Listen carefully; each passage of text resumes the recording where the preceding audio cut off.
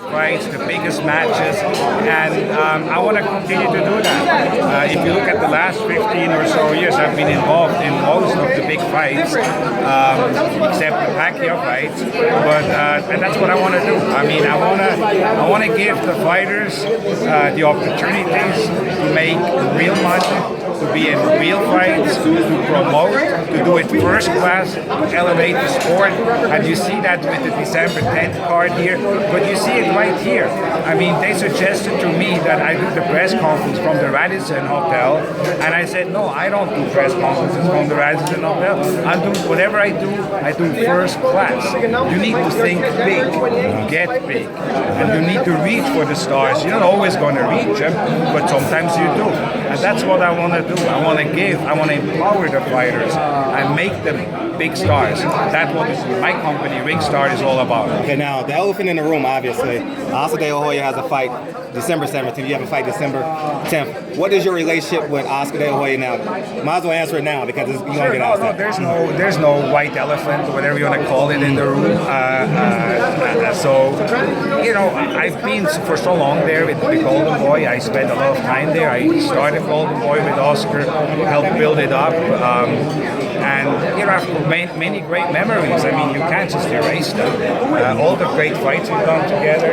And if I have to, you know, weigh out, do I have more bad experiences or more good experience? By far more good experiences. And so I have no ill will against Oscar. And if the right fight presents itself, I have no problem to co-promote with him either.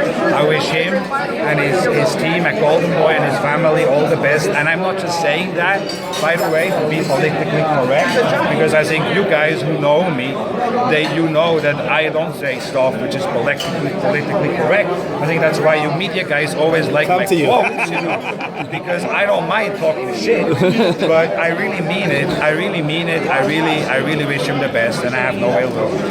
Why you choose this place for this press conference? Because it's very close to heaven. Well, it's the top of the world, you know, and that's where we want to. That's where we want to go with the sport. That's where I want to guide my fighters, my events.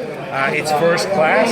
It's the tallest point in the western United States. And funny enough, they just opened it as a major tourist attraction here in Los Angeles. And that exact space right now where we are, right there, was my office when I was in the banking world. That exact floor was when I was with Swiss Bank and UBS later. That was our West Coast headquarters. And so I think it's very special to do my first press conference now coming back from that exact space. What do you have in the future? What plans you have? What kind of fights in the future?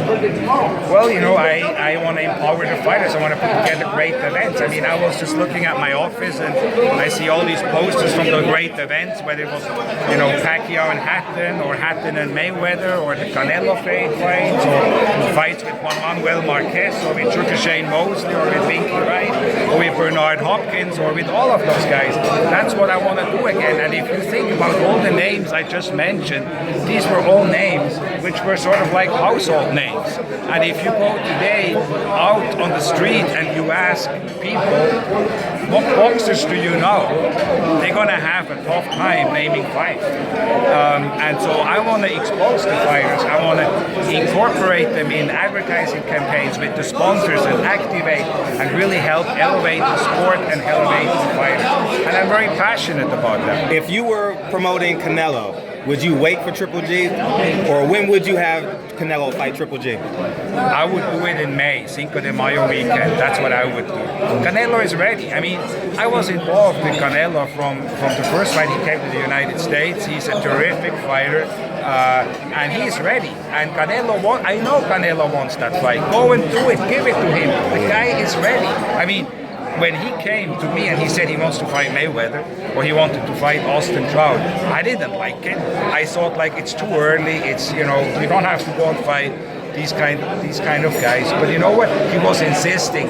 He wanted it. He's the ultimate fighter. He wants to challenge himself against the best, and he realizes how good Golovkin is, and he wants to do the fight for the fans. And why wait? Because you never know. You just never know. Do the fight now. If he loses, I tell you one thing: Canelo won't do 250,000 home pay-per-views anymore. He will take these pay-per-view numbers to the next level. We're talking 1 million plus. Okay, for anybody he's gonna fight, you know what? If he's gonna lose, he's still Canelo. You think it's gonna hurt him if he loses? It's not gonna hurt him. Richard, what is the 5 top fighters pound by pound at this time? 5. Well, I think you have Kovalev and Ward. You have Golovkin. I think you have Canelo. And then Alvarez? yeah, maybe. Yeah, maybe. So I think there's then you have a few names you could mention at the same time. I think the winner of Thurman and Garcia is going to be there. So I. By that answer, did you pick Triple G over Canelo? Just by giving it your top 5? No, I think Canelo will win that fight. Really? Yes. How? You guys are underestimating Canelo. We always have, you're right. And I think you're overestimating Golovkin. I mean, he can get hit. He's not like Superman. He's Triple G. He's not Superman. But the big complaint about Triple G is that he doesn't sell.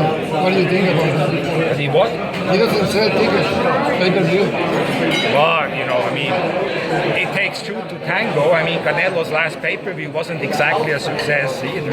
So, I think Golovkin is today one of the most recognized names in the sport. I think Golovkin is a big name, and it's one of those when we did these fights.